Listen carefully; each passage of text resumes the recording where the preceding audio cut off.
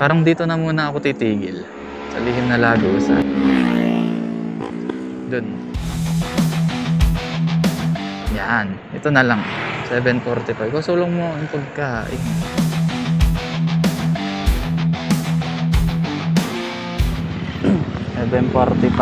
Lobat. Tingnan ninyo. Look. Magjawa. Ito yata yung tinatawag nilang lihim na Lagusan. Papahinga muna ako 15 minutes. Siguro mga kaso hindi pa ako kumakain. 15 minutes tayo magpapahinga muna. Ang kulit nitong lihim na Lagusan kasi panoorin natin mga dumadaan, rumaraan. Kasi ang lihim na Lagusan, sino kayo nakaisip ito? Kasi ang galing. Kasi pwede siyang gawing title ng mga pelikula o series. Tapos kahit anong genre, di ba? Lihim na Lagusan, pwedeng fantasy, pwedeng horror, pwedeng bold. Lagyan mo lang ng Lihim na Lagusan, lagyan pangalan sa dulo. Lihim na Lagusan ni Susan. Lobat na, papalitan ko lang ng battery, tapos 15 minutes pahinga. Back to ride tayo, maya. So, see you later. Okay, 15 minutes tapos na, baka 20 minutes yung pahinga. Ayan ang Lihim na Lagusan. Lugar, ang pangalan ng lugar na pwedeng gawing title ng mga pelikula. Kahit anong genre pwede. Na-check ko yung odometer, naka 71 kilometers tayo. Hindi ko alam kung accurate, pati sa maps yun. Kailangan pala mag-tip ron. Ang barya. Ayun na sinasabi ko, dapat may barya Alam nga naman tumigil tayo. Hindi tayo nakapag-prepare. Sinek ko yung di ba nag-reset tayo kanina. 71 kilometers tayo natatakbo. Average consume ng gas 50 plus per liter. 50 point something. Lobat na, nagpalit na ako ng battery. Next alarm ko ay 8:10 AM. Hindi ko alam kung saan tayo aabutin. Hindi, 10:10 pala. 8 na pala. 8:10, bali 10:10 AM ang aking next na alarm. Hindi ko alam kung saan tayo aabutin o baka meron akong matigilan na pagkain, na kainan. Kasi parang rito wala masyadong kainan Steak ni Kuya, overtake sa kurbada. Double solid yellow lines. Bitch. Yun, baka may matigilan na kainan at sa kilometer 90 pa pala. Alam ko, titigil pa ako roon, sigurado. So yun, kita-kits muna, titipirin ko yung battery kasi wala, lobat ka agad. Baka hindi umabot ng hanggang samgyupsalan. Tsaka hindi pala ako, hindi rin pala ako masyadong kakain. Tinapay lang. Sana may milk tea. Sana milk tea kasi para matamis. Tinapay, may burger, ganyan. Pero hindi dito. Hindi pa ako gutom na gutom. Mamaya pag sobrang gutom na. Pero ngayon, yan. Kita-kits tayo 10:10 AM o kaya kung saan ako makakapag-video. Ayos tong rides na ito. Ayos, kita-kits.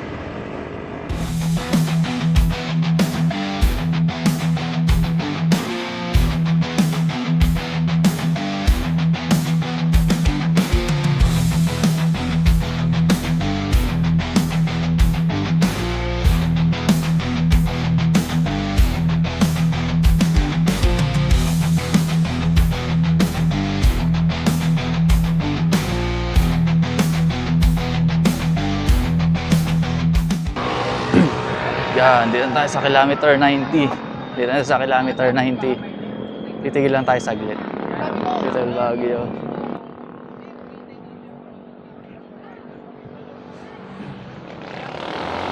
Exit na yan. Panta Quezon. Tapos kung may malaking layo ng Baguio, may malaking tiger pala rito. Nalaro ng mga bata. Rin to, haven din ng mga nagmumotor, quality. Yan, pero wala naman akong kakatambay lang naman natin kanina sa Lihim na Lagusan, so sasaglitin lang. Tara na ulit.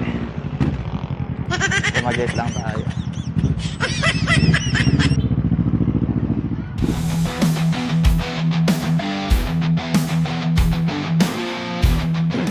Yan, saglit lang tayo sa kilometer 90 kasi mahaba-haba pa yung ating biyahe. So, ang ganda ng lugar na yun. Oh. Hindi pa kasi kita sa camera kapag malayo. Lapitan lang natin, tingnan mo. Liliko. Ayan, kakaliwa nga ni. Look at that! To, may botanical garden, may restaurant sila. Stig. Ba't di pa ako kumain? Pwede akong kumain. Yan, checkpoint. Yan, pagkalagpas yun ng kilometer 90. Wow, tingnan mo yung fog. May mga fog dito, so malamig. Stig. Maganda-ganda biyahe natin, pero parang wala masyado makikita dito. Kaya, see you mamaya, 10 a.m. kung saan tayo aabutin. Let's go!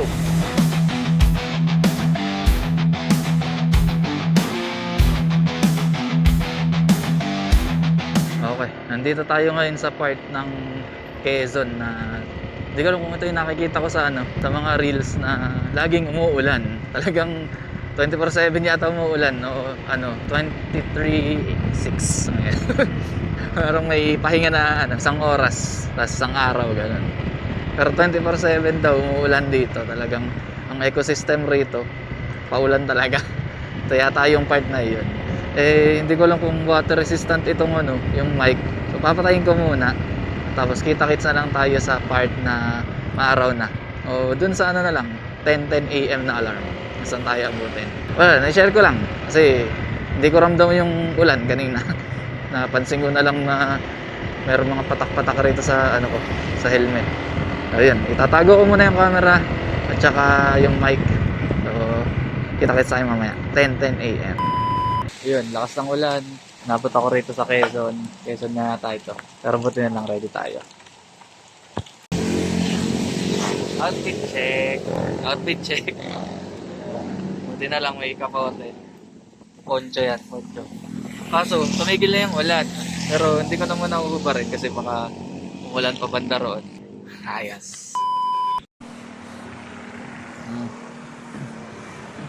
O diba, nagano ako, kapote ako. Kaso, after ilang meters na tumila rin yung ulan. So, kasi yung yung amoy ng kapote, parang hindi maganda.